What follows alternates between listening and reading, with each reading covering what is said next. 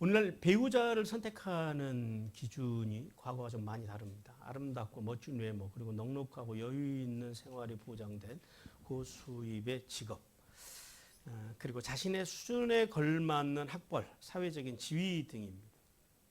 상대적으로 신앙의 문제는 살면서 얼마든지 고쳐나갈 수 있다고 생각을 합니다. 그래서 어떤 교인들은 이렇게 질문합니다. 왜 불신자와 결혼을 하면 안 됩니까? 라고 묻습니다.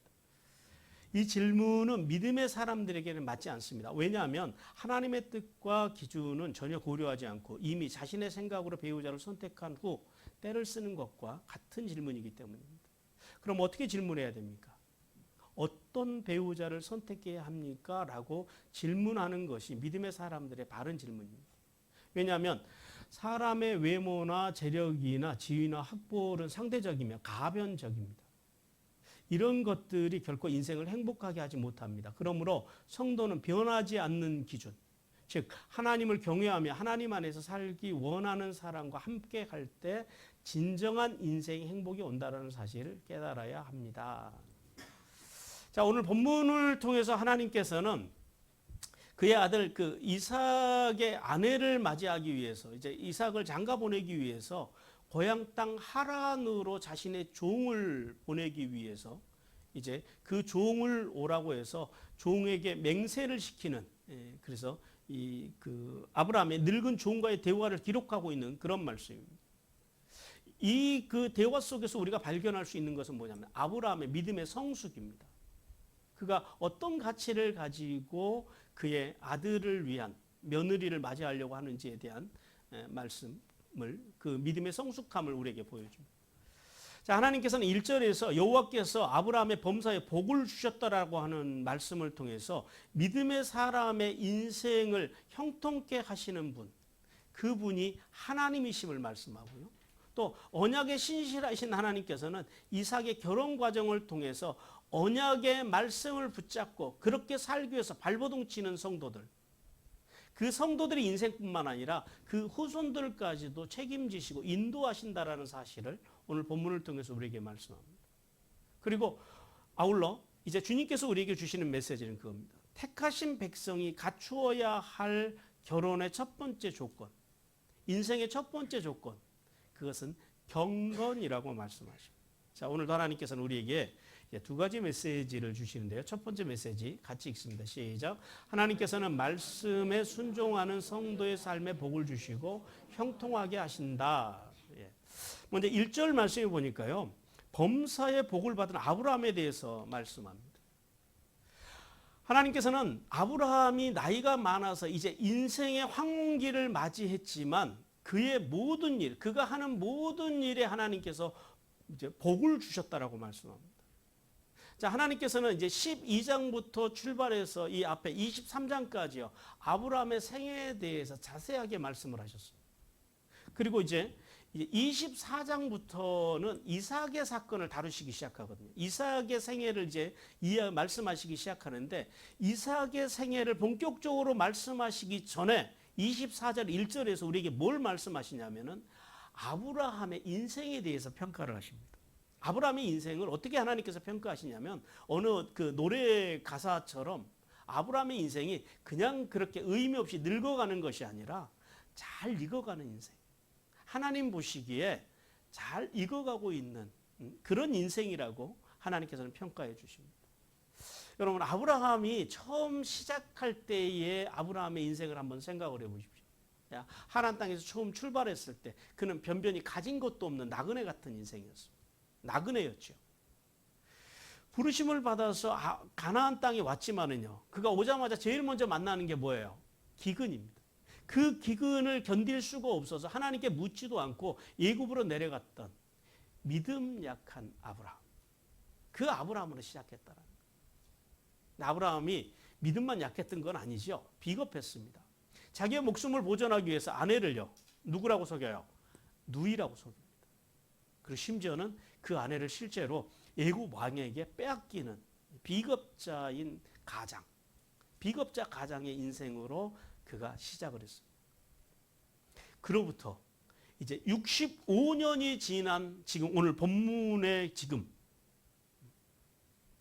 이제 이삭의 아내를 맞이하기 위해서 이제 서 있는 그 아브라함. 65년이 흐른 시점에서 아브라함이 어떤 사람이 되었습니까? 가나안의 왕들도 가나안의 모든 족속들이 무시할 수 없는 어마어마한 부와 명성을 지닌 사람으로 성장했습니다. 그리고 우리가 지난주 앞서 23장에서 보았던 것처럼요. 이 사라의 장례식을 통해서 보았듯이 아브라함이 어떤 존재였어요? 가나안 사람들로부터, 이방 사람들로부터도 인격적으로 그리고 신앙인으로 존경받고 신뢰를 받는 대선지자로 지금 우뚝 서 있다라는 겁니다. 거기까지 오기까지 몇 년 걸렸어요? 65년이 걸렸습니다. 65년. 자, 성도 여러분. 아브라함이 이렇게 미약하게 시작했던 아브라함의 인생이, 그리고 아브라함의 삶이 그가 이렇게 성숙하고 이런 엄청난 복을 받을 수 있었던 비결이 무엇이었을까요? 우리 시편 1편 2절 3절 말씀 같이 읽겠습니다. 시작. 오직 여호와의 율법을 즐거워하여 그의 율법을 주야로 묵상하는도다.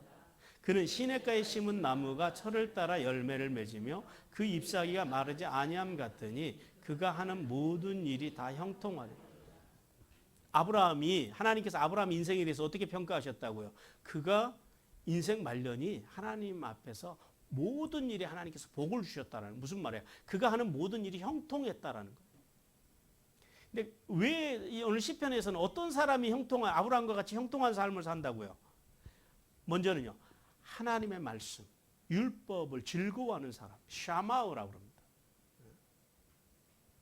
하나님의 말씀을 기뻐하는 사람. 샤마우가 아니고 시아우라고 합니다. 즐거워하는 사람, 기뻐하는 사람. 하나님의 말씀을 기뻐하는 사람. 하나님의 말씀을 읽고 듣고 배우기를 좋아하는 사람. 즐기는 사람. 그리고요, 또 그 말씀을 주야로 묵상하는 사람. 하나님의 말씀을 이제 우리가 레이기에서 하나님께서 그 먹을 수 있는 짐승을 굽이 갈라주고, 또 한 가지 특징이 뭐예요? 되새김질하는 짐승을 이야기하잖아요. 늘 하나님의 말씀을 되새김질하는 사람. 소가 이제 먹었던 것을 다시 위에서 끄집어내가지고 계속해서 이제 우물거리는 삶을 살아가듯이 이렇게 하나님의 말씀을 하루 종일 이렇게 되새기면서 말씀 안에 살아가는 사람. 그러한 사람들의 특징이 어때요? 시냇가에 심은 나무가 철을 따라 열매를 맺은 같이 그 잎사귀가 마르지 아니하고 그 인생이 마르지 아니하고 그의 삶의 자리가 마르지 아니하고 어떻게 한다고요? 그가 아브라함과 같이 모든 일이 형통한다라는.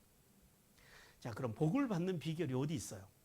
아브라함이 복을 받았던 비결, 또 우리가 복을 받을 수 있는 비결. 아브라함이 이렇게 성장하고 복을 받을 수 있던 비결은요, 한마디로 말하면 그거예요. 슈브의 신앙. 그리고 또 하나는요, 말씀 중심의 신앙. 그가 비록 시작은 미약하였지만은요, 또 살아가면서 우리가 만나는 많은 것들이 있잖아요. 인생의 고난, 문제, 인생의 부족함, 죄. 왜 만나요? 왜 그런 것들 속에서 우리가 살아가요? 살아 있으니까 살아가는 거예요. 만나고 그리고 그 안에서 살아가는 거예요. 근데 아브라함은요, 그런 것들을 만나도 어떻게 했다고요? 결코 그 자리 머물러 있지 않았다라는 거예요. 무슨 말이냐면 포기하지 않았다라는 거예요. 그리고 끊임없이 슈브의 신앙을 통해서 그가 하나님께로 돌아오고요.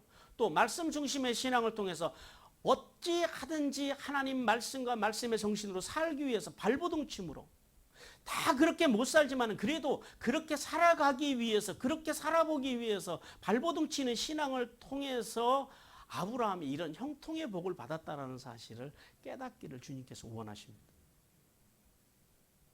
복을 받는 비결이요, 그렇게 대단한 데 있지 않더라라는 거예요. 성도 여러분, 여러분의 인생의 황혼기, 여러분이 하나님 앞에 이제 설 때가 가까웠을 즈음에, 나이가 앞으로 더 들어갈수록 여러분은 하나님 앞에서 어떤 평가를 받는 인생을 살아가고 싶으십니까? 예수 그리스도를 구주로 믿어 구원받은 성도들은요, 아브라함과 같이 하나님의 말씀과 말씀의 정신으로 순종, 즉 하나님의 말씀이면 내가 좀 불편하고 내 마음이 힘들어도 어떻게 하나님의 말씀대로 살아? 사람은 그렇게 살 수 없어. 이런 치사한 변명하지 말고 핑계하지 말고, 그리고 또 자신이 지금까지 살아왔던 어떤 삶을 살았든지 간에 하나님 말씀 앞에서 자신의 경험과 고집을 부리지 않고 그것을 내려놓고 철저하게 아브라함과 같이 순종하는 삶을 통해서 복된 인생, 아브라함과 같이 그의 인생이, 우리의 인생이 하나님 앞에서 복됐다고, 갈수록 복을 받았다라고 그렇게 기억되는 인생을 살아가기를 우리 주님께서 원하십니다. 그리고 2절 말씀을 통해서 계속해서 이삭의 아내 선택을 이제 늙은 종에게 명하는 아브라함에 대해서 말씀합니다. 하나님께서는 아브라함이 이제 사라가 죽고 약 3년이 지난 시점입니다. 지금이 한 3년 정도 지난 시점인데, 그러던 어느 날 어느덧 이삭의 나이가 몇 살이냐면 지금이요, 벌써 40살이 되었습니다. 40살이나 되어버린 아들 이삭의 결혼을 이제 서둘렀다라고 주님께서 우리에게 말씀합니다. 아브라함은 독자 이삭의 결혼 문제를 위해서 자신의 그 재산을 관리하는 종을 불러서 자신의 허벅지 밑에다가 손을 놓고 맹세하기를 요청합니다. 자, 이 일을 통해서 이제 하나님께서는 우리에게 두 가지를 말씀하시는데요. 첫 번째 중요한 건 그거예요. 한 믿음과 한 스피릿, 한 정신의 중요함에 대해서 우리에게 말씀합니다. 오늘 본문에서 소유를 맡은 늙은 종이라고 합니다. 근데 사실은 이 늙은 종이 누군지는 정확하게 몰라요. 그런데 많은 성경학자들은 이제 누구로 보냐면은 50여 년 전에 아브라함이 하나님 앞에 기도하면서 상속자를 누구로 합시다 그래요.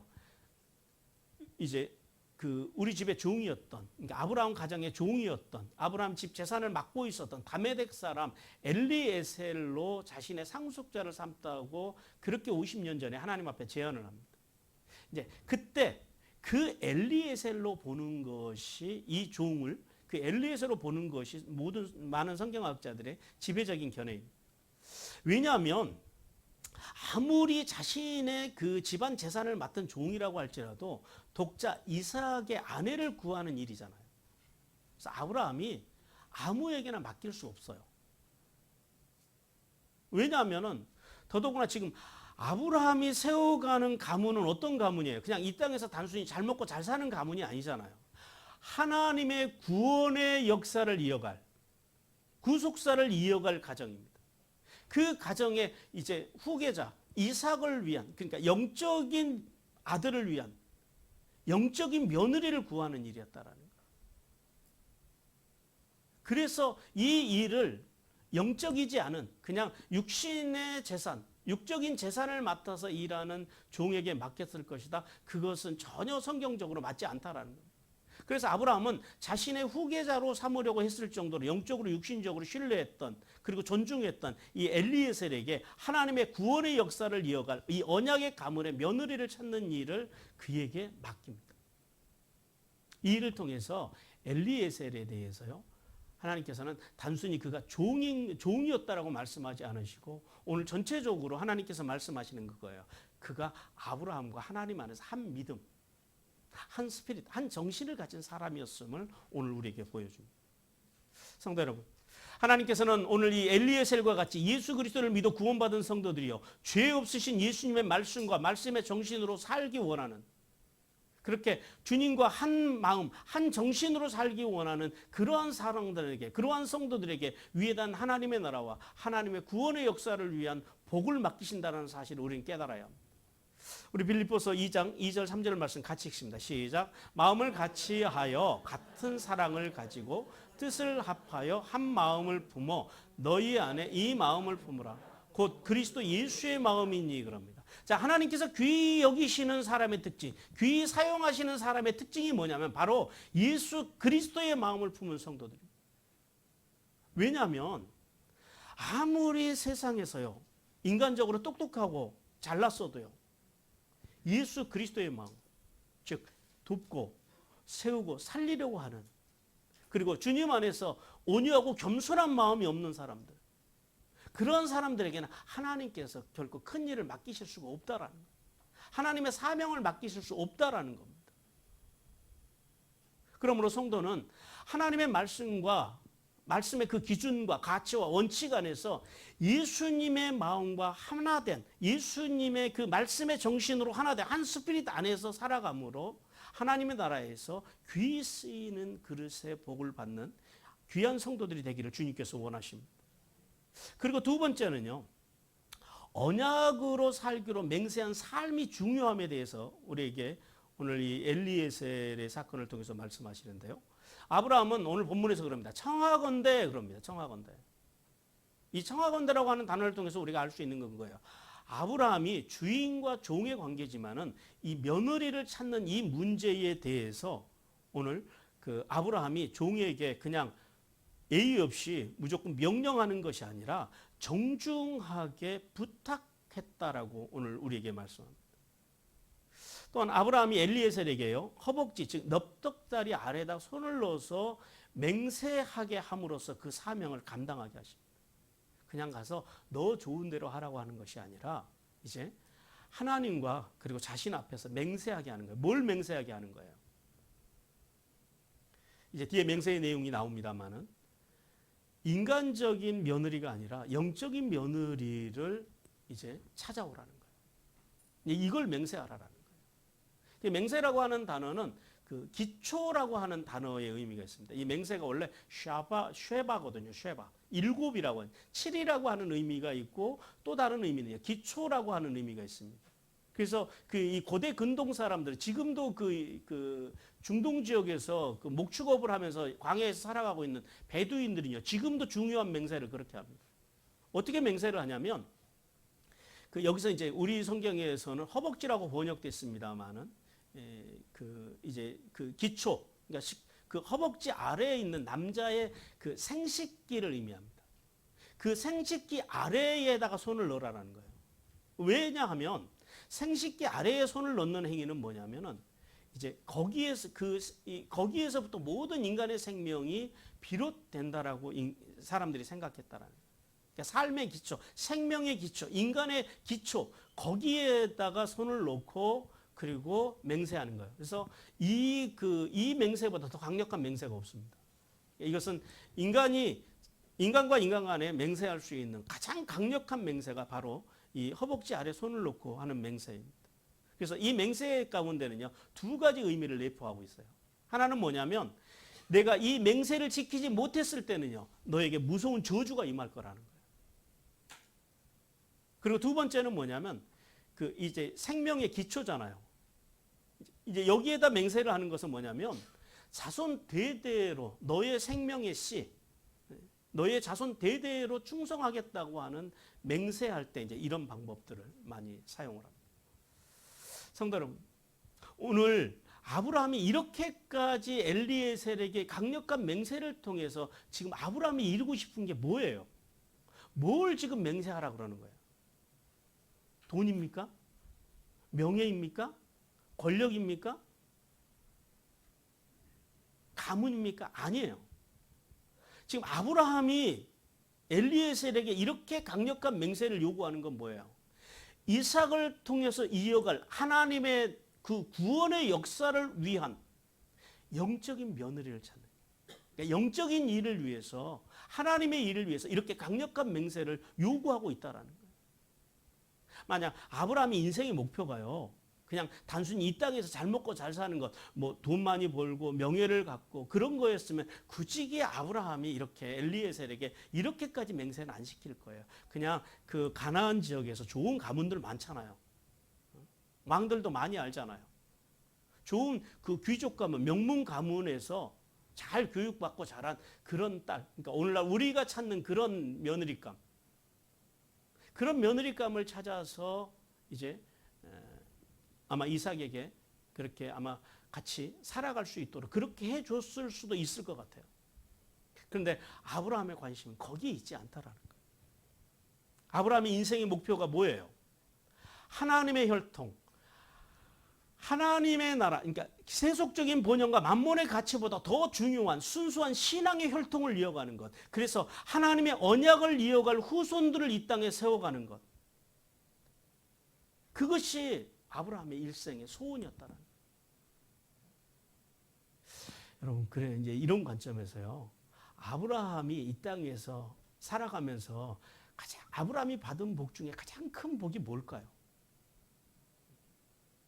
또요, 그 아브라함의 아들 이삭이 이 땅에서 하나님 안에 살아가면서 받았던 복 중에서 제일 큰 복이 뭘까요? 우리 마태복음 1장 2절 말씀 보겠습니다. 여기 답이 있습니다. 같이 읽습니다. 시작. 아브라함이 이삭을 낳고 이삭은 야곱을 낳고 야곱은 유다와 그의 형제들을 낳고 바로 믿음의 자손입니다. 아브라함이 최고로 가치 있게 여겼던 것, 바로 그것이 믿음의 자손이라. 그래서 아브라함에게는 누가 복이에요? 이삭이 복이었고, 이삭에게는요 야곱이 복이고, 야곱에게는요 유다와 그의 형제들 12아들이 복이었다라는. 여러분은 이제 인생의 황혼기가 점점점 가까우면서 살아가면서 여러분은 이 땅에서 남기고 싶은 것이 무엇입니까? 여러분 무엇을 남기고 하나님 앞에 여러분은 서고 싶으십니까? 명예요? 이름이요? 권력이요? 돈이요? 하나님께서는 아브라함과 이삭과 야곱과 같이 우리의 영적인 대를 이을 이 영적인 믿음의 자손들을 남기는 것, 그것이 인간이 이 땅에서 누리는 최고의 복이라고 주님께서 말씀하십니다. 그러므로 예수 그리스도를 믿어 구원받은 성도들은요, 이 땅에서 믿음의 후손을 세우는 일에 세월이 가장 큰 복이며 그것이 가장 큰 일이라는 사실을 깨닫고 아브라함과 같이 하나님의 나라와 구속사를 이어갈 후손들을 세우기 위해서 우리 스스로가 날마다 인격신앙으로 성장해 가기 위해서 발버둥 쳐야 한다라고 주님께서 우리에게 말씀하십니다. 사랑하는 성도 여러분, 세상에 돈과 명예와 권력을 남기기 위해 살아가는 인생은요, 나중에 이 세상을 떠나고 나면, 떠날 때가 되면 아무 의미가 없는 인생이라는 사실을 우리는 깨달아야 됩니다. 오늘 여기 아브라함처럼 연약하고 부족함으로 출발했지만 슈브의 신앙, 그리고 말씀 중심의 신앙을 통해서 하나님 말씀에 순종하기 위해서 말씀대로 다 그렇게 못 살아도 그렇게 살기 위해서 발버둥 치는 신앙을 통해서 하늘의 이슬이며 땅의 기름진 복을 받은 것처럼 우리 모두도 아브라함과 같은 삶을 통해서, 아브라함과 같은 신앙을 통해서 이제 하늘의 복과 땅의 복, 그리고 후손들의 복을 받는 귀한 아버지의 사람들이 되시기를 주님께서 간절히 원하십니다. 두 번째 메시지 같이 읽습니다. 하나님께서는 세상을 향해 돌아서지 않고 끝까지 믿음의 길에서 복받은 삶을 살라고 말씀하십니다. 오늘 먼저 3절과 4절 말씀해 보니까요, 고향 땅 자신의 족속에게서 이삭의 아내를 선택하라고 이제 요청하는, 명령하는 아브라함에 대해서 말씀합니다. 자, 하나님께서는 아브라함이 독자 이삭을 위한 며느리를 선택하는 문제를 자신의 종에게 맡기면서 하나님의 이름으로 맹세합니다. 그러면서 뭐라고 맹세하냐면 절대 가나안 족속의 딸 중에 선택하지 말고 자신 고향 친척 중에서 선택할 것에 대해서 맹세하면서 그리고 그의 종 엘리에셀에게 요청합니다. 자, 오늘 본문을 통해서 이제 하나님께서 우리에게 두 가지 말씀을 하시는데요. 첫 번째 말씀은 이거예요. 아브라함은 이삭의 결혼 문제에서 하늘의 하나님, 땅의 하나님, 즉 여호와, 그러니까 온 우주 만물을 통치하시며 언약의 신실하신 하나님의 이름으로 맹세했다고 합니다.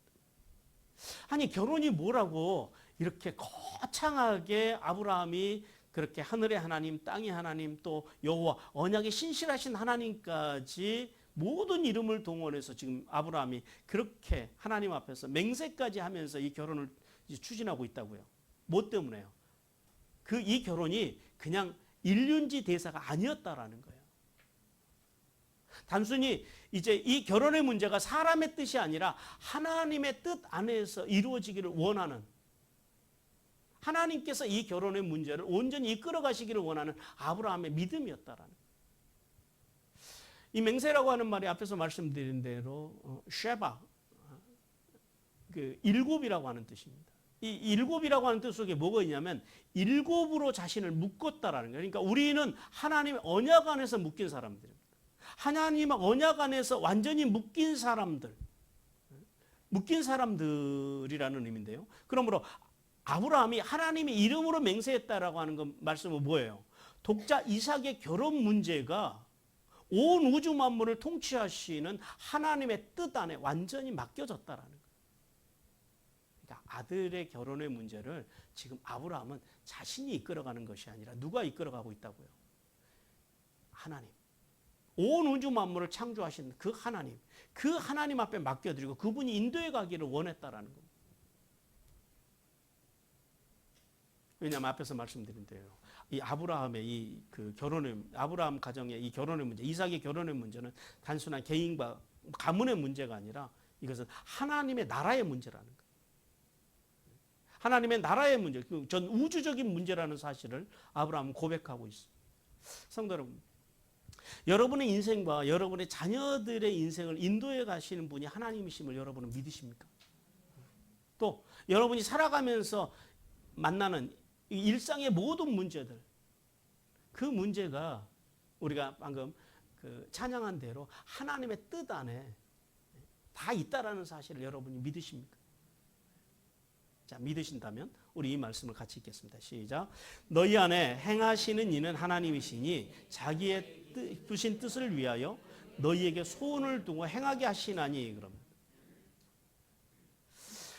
예수 그리스도를 믿는 성도 안에서 오늘 여기 보니까 너희 안에 행하시는 이는 하나님이시랍니다. 여기서 행하신다라고 하는 말이 어떤 말이냐면 하나님께서 능력 있게 우리 속에 들어와서 일하신다라는 거예요. 또한 하나님께서는 우리에게 능력 있게 일하시는데 뭘 향해서 능력 있게 일하시냐면 당신의 선한 목적을 따라서 우리 안에서 일하시고 우리의 인생을 하나님의 목적으로 인도해 가신다라는 거예요. 대부분 사람들은요, 예수를 믿어도 교회를 다니는 사람들이요, 모든 일을 자기 중심적으로 인도해 갑니다. 자기 중심적으로 풀어갑니다. 그러니까 인간 중심이라는 거죠, 우리는. 이렇게 아브라함처럼 자녀를 결혼시키는 문제조차도 하나님의 뜻 가운데서 하려고 하는 신앙인들을 찾아보기가 참으로 힘든 세상입니다. 그런데 오늘 이 빌립보서 말씀에서 그럽니다. 하나님께서는 당신의 기쁘신 뜻을 위해서 행하고자 하는 의지를 우리에게 주신다라는 거예요. 그런데 많은 사람들이 이 의지를 버립니다. 그래서 하나님 안에서 행하려고 하지 않고 모든 사람들은요, 우리가 익숙한 것, 세속적인 번영, 만모니즘, 기복주의, 이런 것을 가지고 우리가 행하면서 살아가기 때문에 아브라함과 같은 복이 우리에게 임할 수 없더라라는 거예요. 여러분, 아브라함과 그러니까 보통 교회를 다니는 사람들의 차이를 우리는 여기서 깨달아야 돼요. 그러므로 구원받은 성도들은요, 인간의 생사화복과 또 큰일서부터 사소한 인생의 문제까지 다 인도해 가시는 분이 누구시라고요? 하나님이시라는 거예요. 그래서 모든 일 속에 우리가 아까 그 찬양 드린 대로 하나님의 뜻이 있음을 믿는 거예요. 그러니까 우리의 모든 시간, 그 모든 시간 속에, 모든 일 속에 헛된 것이 없고, 왜 헛된 것이 없어요? 그 안에 모든 하나님의 경륜이 있다라는 거예요. 하나님의 뜻이 있다라는 거예요. 우리가 지금은 다 이해할 수 없지만은 그것이 우리가 살아가는 모든 그 삶의 자리들, 지금 당하고 있는 고난들이 하나님 안에서 이야기가 되는. 그리고 오늘 우리 안에서 역사하시는 그 하나님께서 우리의 한계를 뛰어넘어서 우리의 삶을 이끄시고 있다라는 사실. 그 사실을 믿으라고 주님께서 말씀하십니다. 그러므로 우리는 인생의 문제를 만났을 때요, 겸손한 마음을 갖는 것이 중요합니다. 그리고 우리 안에서 일하신 하나님께서 어디를 향해서 우리를 이끌어가기를 원하시는지, 우리의 삶을, 우리의 자녀들의 삶을, 또 우리 교회, 심지어 우리 국가, 우리나라, 그리고 이 세계 만민들의 인생들을 하나님께서 어떻게 인도해 가시는지를 볼 수 있는 그 신앙. 그래서 하나님의 도움을 구하고, 그리고 하나님의 뜻이 어디 있는지를 찾아가는 성실한 신앙으로 살아가기를 주님께서 원하십니다.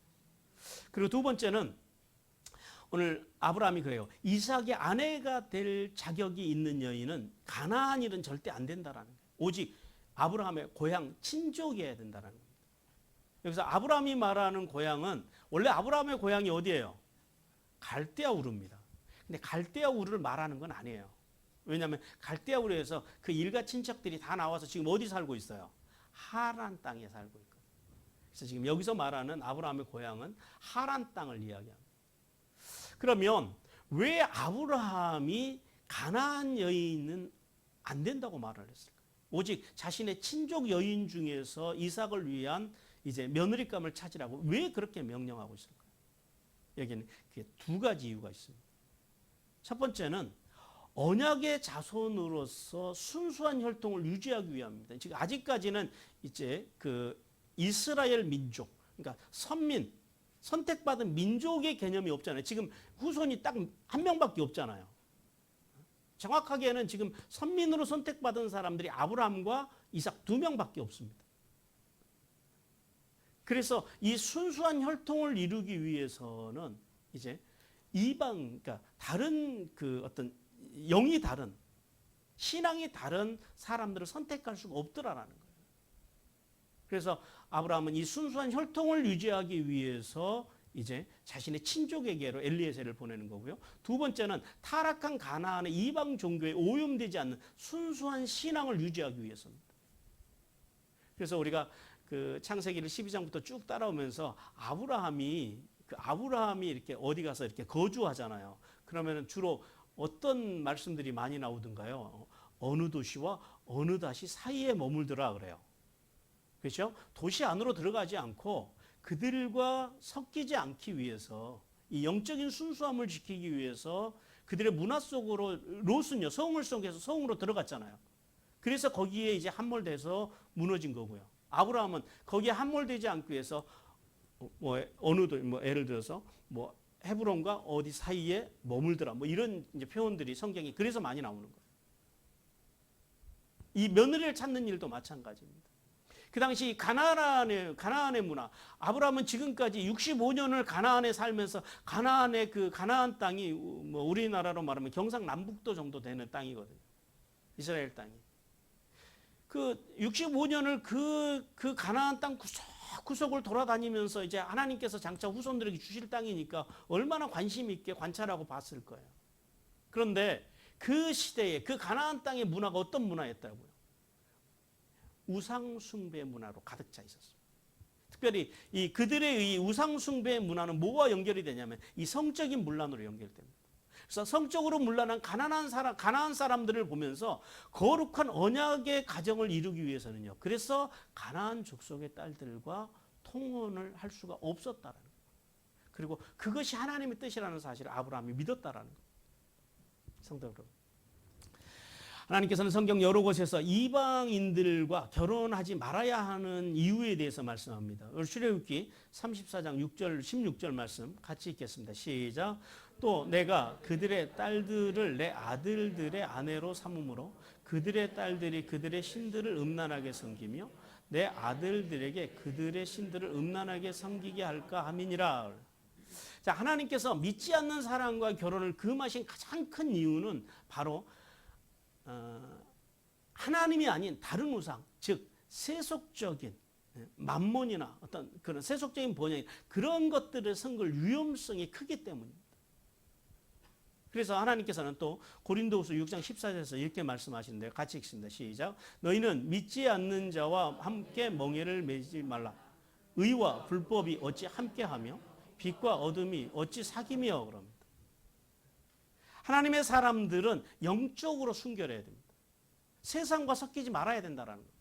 세상의 것들이 우리 안에 들어와서 우리의 그 영적인 순결과 섞이지 않게 하라라는 거예요. 그래서 오늘 그 고린도 후서에서 믿지 않는 자와 멍에를 함께 매지 말라라는 것은 어떤 말씀이냐면 믿지 않는 사람과 절대 사귀지 말고 그런 사람들과 차단해서 독립적으로 살아라고 하는 그런 말씀이 아니에요. 어떤 말씀이냐면 신앙의 본질을 흐리게 하는 그 자들의 우상 숭배의 자리, 거기 가지 말라. 왜냐하면 그 고대에는 우상 숭배하는 자리가 많았거든요. 그래서 그 도시 속에 살아가다 보면요, 그 우상 숭배하는 자리에 자연스럽게 갈 수밖에 없더라라는 거예요. 그게 가나안 문화의 특징이었습니다. 그래서 이 가나안 문화든지, 그러니까 그런 세상 속에서 우리의 신앙의 본질을 흐리게 하는 어떤 우상 숭배, 그것에 거기에 빠져 살아가는 사람들과 같이 살아가다 보면 영적으로 혼란을 느낄 수밖에 없다라는 거예요. 그리고 여기엔 또 한 가지 의미가 있는데요. 이 시대 그리스도인들이 좀 귀담아 들어야 될 의미인데요. 거짓 사도들.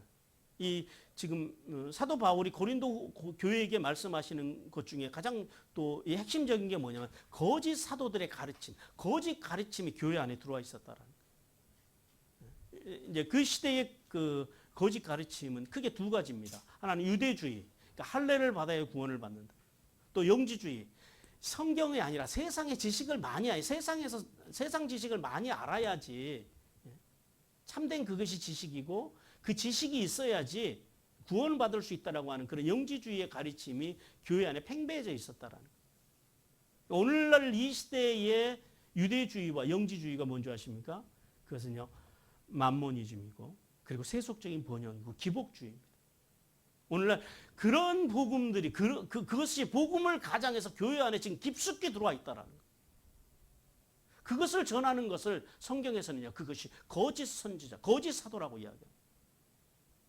근데 우리는 그런 메시지들을 하나님의 뜻이라고 아무렇지도 않게 다 받아들여요. 그러니까 멍에를 함께 매지 말라라고 하는 것은 그거를 분별해서 그런 것들과 함께 순수한 신앙이 오염되지 않게 하라라는 겁니다. 그래서 하나님의 진리가 없는 자들과 어울리게 되면 어떻게 돼요? 결국은 그러니까 신앙이 타락하고 그리고 영적인 사람이 되는 것이 아니라 육적인 사람으로, 그러니까 집에 가면 교회만 붙어 있는 것만 다른 사람하고 다르고 나머지 말하고 행동하고 살아가는 거요. 똑같은 사람이 되는 거예요. 그게 거짓 복음, 그 복음에 물든 사람들의 특징입니다. 그러므로 성도는요, 세상 속에 살아가면서 영적으로 교제해야 될 대상, 우리가 함께 섞이지 말고 같이 살아가야 할 대상과 그리고 또 나가서요, 섬기면서 전도해야 될 대상을 분별할 줄 알아야 돼요. 그런 분별함이 있을 때 그리스도인으로서 정체성을 상실하지 않고 하나님의 말씀과 말씀의 정신으로 살아가서 순수한 신앙을 유지할 수 있다는 사실을 깨닫기를 주님께서 원하십니다. 이제 마지막 4절과 9절 말씀을 통해서 이제 결혼을 위해서 이삭을 데리고 나가지 말라라고 하는 아브라함에 대해서 말씀합니다. 자, 하나님께서는 이제 엘리에셀이 아브라함과 대화를 나누면서 이제 그런 말씀을 했다 그래요. 만약에 이삭의 아내로 선택받은 그 여자가 자신을 따라서 가나안 땅에 오려고 하지 않으면 어떻게 해야 되냐라는 거예요. 엘리에셀이 이렇게 묻습니다. 그러면 이삭을 그 하란 땅으로 데려가야 합니까? 뭐냐면 거기 데려가서 거기서 이제 살림을 차리게 해야 되냐라는 문제예요. 그런데 아브라함의 대답이 뭐예요? 아브라함은 절대 그래서는 안 된다라는 거예요. 하나님께서는 이 엘리에셀과 아브라함의 대화를 통해서 믿음의 사람들의 세 가지의 자세에 대해서 오늘 본문을 통해서 말씀하시는데요. 첫 번째는 믿음의 사람들은요, 세상에 대한 애착의 자세를 버려야 합니다. 엘리에셀이 만일 그 이삭의 아내로 선택된 여자가 그 땅의 가족들 그리고 자기가 살아왔던 그런 세상 그 땅을 애착 때문에 약속의 땅 이삭과 함께 살기를 거절할 경우에 이삭을 데리고 그것으로 다시 슈브 돌아가야 하냐라는 거예요. 아브라함의 대답은 뭐예요? 절대 돌아가면 안 된다라는 거예요. 자, 아브라함이 언제 이후로 한 번도 가나안을 안 떠났다고요? 애굽 사건 이후로 한 번도 아브라함은 가나안 땅을 떠나지 않아요. 왜요? 가나안 땅에 뭐가 있어요? 하나님의 언약이 있다라는 거예요. 어떤 언약이요? 너와 내 후손들에게 이 땅을 주겠다고 하는 그 언약. 그래서 아브라함이요, 그 이야기를 이제 엘리에셀에게 또 합니다. 하나님께서 지난날 이제 하란 땅에서 그 고향 땅에서 당신을 부르시고 아브라함을 불러서 그리고 언약해 주실 때 뭐라 그러냐면 너와 내 씨가 이 땅을 차지하게 될 것이라고 하는 언약을 주셨다. 그래서 이 아들은 절대 돌아갈 수 없다. 여기서 살아야 된다라는 거예요. 설령 어떻게 할지라도 결혼을 못할지언정 그 여성과 결혼을 못할지언정 이 땅을 절대 떠나서는 안 된다라는 거예요. 그러면은 왜 아브라함이 이제 이삭이 결혼을 못하는 일이 생겨도 하란 땅으로 돌아갈 수 없다고 그렇게 말씀하셨다고요. 그렇게 말했다고요. 뭐 때문에요? 언약이요. 아브라함에게 중요한 것은 어떤 환경이나 어떤 우리가 말하는 세속적인 기준, 누구와 결혼하고 어떻게 살고 이것이 아니고 아브라함의 최대 관심은 뭐예요? 하나님의 언약. 하나님의 말씀이냐라는 거예요. 이것이 믿음의 사람들의 태도입니다. 그것이 아브라함으로 하여금 세상에 대한 애착을 버리게 했다라는 거예요. 그러므로 이삭의 아내가 될 여자는요. 이삭의 아내가 될 사람들은 아내가 될 여자는 그 세상에 대한 애착을 버릴 줄 알아야 한다라는 거예요. 지금은 비록 사라의 무덤으로 쓴 그 막벨라 굴 중심으로 조금의 땅밖에 없지만은 언젠가 하나님께서 이 땅을 당신의 후손에게 주신다고 약속하셨기 때문에 그 신실하신 하나님의 언약을 믿고 절대 이 언약의 땅을 당신도 이삭도 떠날 수 없다라는 거예요. 그러므로 성도들은요, 복음이신 예수 그리스도를 믿어서 구원받은 성도들은 인생을 살아가면서 절대 우리가 아무리 세상에 중요한 것이 있고 인생의 중대사가 크더라도 하나님의 언약에서 떠나면 안 된다라고 말씀합니다. 세상에 대한 예착을 버리고 이제 지금은 다 보이지 않지만은 우리가 다 이해할 수 없지만은 믿음의 눈으로 하나님의 약속, 하나님의 나라에 대한 약속을 바라보고 이 땅에 살아가기를 주님께서 원하십니다. 우리 히브리서 11장 1절 같이 읽습니다. 시작. 믿음은 바라는 것들의 실상이요 보지는 못하는 것의 증거니. 성도는 어떤 경우에도 생의 명, 즉 하나님께서 이 땅에 우리에게 주신 사명, 그리고 우리의 직분, 그것을 망각하고 다시 과거로 돌아가는 일. 우리가 세례받기 전에 구원받기 이전으로 돌아가는 그런 불상사가 없어야 한다라고 주님께서 말씀하십니다. 그리고 두 번째는요, 하나님의 인도하심을 받는 자세입니다. 아브라함은 엘리에셀에게 하나님께서 고향 땅을 떠나게 하시고 말씀을 주시면서 맹세하신 말씀대로 언약을 이루기 위해서 이제 하나님께서는 당신의 사자를 미리 하란 땅으로 보내실 거라고 아브라함은 확신합니다. 그리고 보내셔서 엘리에셀이 아니라 하나님께서 며느리감을 준비해 주실 것이라고 말씀합니다. 우리 잠언 16장 9절 같이 읽습니다. 시작. 사람이 마음으로 자기의 길을 계획할지라도 그 걸음을 인도하시는 이는 여호와시니라. 사람이요, 아무리 자기의 길에 대한 여기서 계획할지라도 길에 대해서 이게 이제 계획하다라는 의미도 있지만은 생각하다라고 하는 의미가 이렇게 할까 저렇게 할까 여러 가지 지금 이 엘리에셀도 여러 가지 지금 가정을 놓고 지금 아브라함에게 지금 묻고 답하고 지금 하고 있잖아요. 서로 지금 토론하고 있잖아요. 생각이 많으니까 그래요. 기질적으로 엘리에셀은 점액 기질이 높으신 분이었을 거예요. 그러니까 살림을 잘하죠. 돈 관리 이런 것들은 점액 기질이 높으신 분들이 잘하고. 그래서 엘리에셀이 자기의 생각을 이야기하지만은요. 근데 결국은 사람이 많은 생각을 해도 그 길을 인도하시는 분이 누구시라고요? 그걸 믿어야 된다. 하나님이라는 사실을 믿으라라는 거예요. 결국은 하나님께서 행하실 거라는 거예요. 그 다음에 세 번째는 구속사에 필요한 사람에 대해서 말씀하십니다. 그러니까 성도의 자세는 구속사에 합당한 삶의 자세를 가져야 한다는 거예요. 아브라함은 엘리에셀에게 만약 이삭의 아내로 선택된 여자가 아무리 친족이라도 이 약속의 땅으로 하나님께서 언약하신 이 땅으로 오려고 하지 않거든. 오늘 본문에서 그래요. 너와 내가 맺은 맹세, 네가 나한테 한 맹세, 그것에서 네가 자유한다라는 거예요. 무슨 말이냐면 엘리에셀이 지금 아브라함에게 뭘 맹세했어요? 가서 믿음의 경건한 이제 그 친족들 중에서 그 이삭의 아내 될 사람을 가서 찾아오겠습니다라고 맹세한 거예요. 근데 그렇게 찾았어요. 근데 이 여자가 안 따라오려고 그래요. 그리고 신랑 보고 와서 여기서 같이 살자 그래요. 그러면 어떻게 해야 돼요? 그렇게 되면 그냥 오라라는 거예요. 그러면 네가 했던 맹세가 결코 너에게 저주로 돌아가지 않을 거라. 네가 자유하게 될 거라는 거예요. 아브라함의 강력한 의지입니다. 결코 가나안 땅을 떠날 수 없음을 인도하는 이 사실을 통해서 우리에게 말씀하시는 하나님의 음성은 그거예요. 아무리 우리가 교회를 잘 다니고 예수를 믿는다고 말은 하여도 여전히 세상을 사랑하고 세상의 가치를 사랑하고 우리가 그동안 인간적으로 익숙했던 가치들을 따라 살아가는 사람들은요. 결코 구원자이신 예수님을 신랑으로 맞을 자격이 없다라는 거예요. 결국 그 사람들은 세상 속에 버림을 받게 될 거라는 거예요. 우리 마태복음 6장 24절 같이 읽습니다. 시작. 한 사람이 두 주인을 섬기지 못할 것이니 혹 이를 미워하고 저를 사랑하거나 혹 이를 중히 여기고 저를 경히 여김이라. 너희가 하나님과 재물을 겸하여 섬기지 못하리라 그럽니다. 하나님의 사람들은요.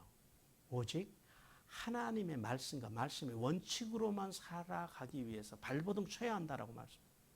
그러므로 성도는 예수님과 세상을 겸하여 섬길 수 없다라는 사실을 깨닫고 오직 예수님만을 섬기고 살아가는 거룩하고 정결한 신부로서의 삶, 하늘 신부로서의 삶을 살아가기 위해서 살아감으로 하늘의 복과 땅의 복을 받으라고 주님께서 말씀하십니다. 사랑하는 성도는, 우리는 이제 예수 그리스도를 믿음으로 구원의 열차에 올라탄 사람들, 이제 구원의 열차에 올라탄 이 믿음의 백성들, 우리는요 결코 롯의 아내처럼 다시 세상을 돌아보지 말아야 됩니다. 다시 이제 뒤로 돌아가서는 안 된다라는 거예요. 출애굽한 이스라엘 백성들처럼 다시요 홍해를 건너서 다시 되돌아가면 안 됩니다. 왜냐하면 돌아가면 죽습니다. 배신자라고. 하나님의 사람들은, 이제 구원받은 사람들은요 이제 아브라함과 같이 오직 하나님의 언약, 하나님의 말씀을 믿고, 눈앞에 당장 이루어진 것은 마땅히 많이 있지는 않지만은 그럼에도 불구하고 하나님의 그 신실하신 언약을 믿고 그 믿음의 길에서 이탈하지 않고 아브라함과 같이 말씀과 말씀의 정신으로 성숙하는 삶을 통해서 하늘에 있으며 땅에 기름진 복을 받으라고 주님께서 간절히 원하십니다.